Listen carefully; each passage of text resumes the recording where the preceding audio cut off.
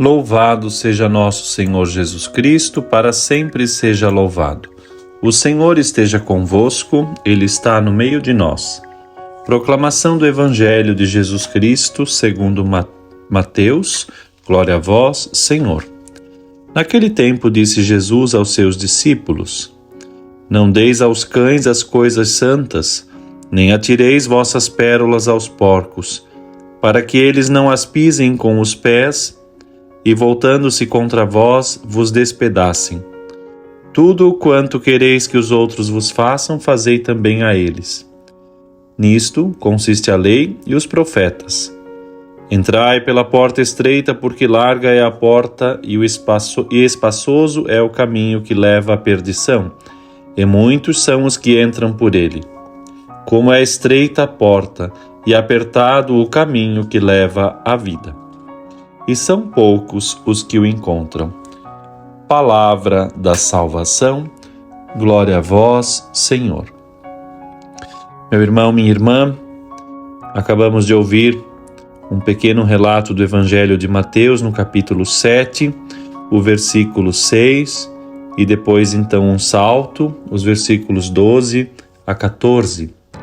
Este Evangelho está dividido nessas 3 frases, para assim entender bem o que o evangelista quer nos ensinar, o que nosso Senhor quer nos ensinar.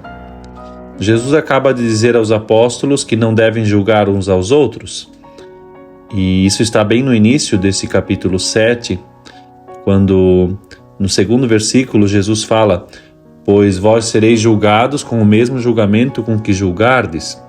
E agora nosso Senhor vai mostrar numa outra digressão que há uma diferença entre o juízo e o discernimento. E talvez esse é um grande ensinamento. O discípulo de nosso Senhor deve sempre, em toda parte, falar dele e assim pregar o Evangelho, fazer apostolado. Mas, em alguns ambientes, não ouvirão, talvez até vão rir, ridicularizar o Evangelho e cometer blasfêmias. E se alguém não tem outro propósito senão zombar do Evangelho e torná-lo ridículo, o discípulo, nós, podemos usar de certo discernimento e concentrar as energias para outros. Até porque não faltam pessoas que precisam e certamente querem ouvir o Evangelho. E esse discernimento, que em certa medida é dado a cada um de nós, cristãos, permite-nos chegar às pessoas que serão mais receptivas à mensagem de Jesus. Mais adiante, Jesus vai falar num outro ponto que se encaixa também dentro desse princípio.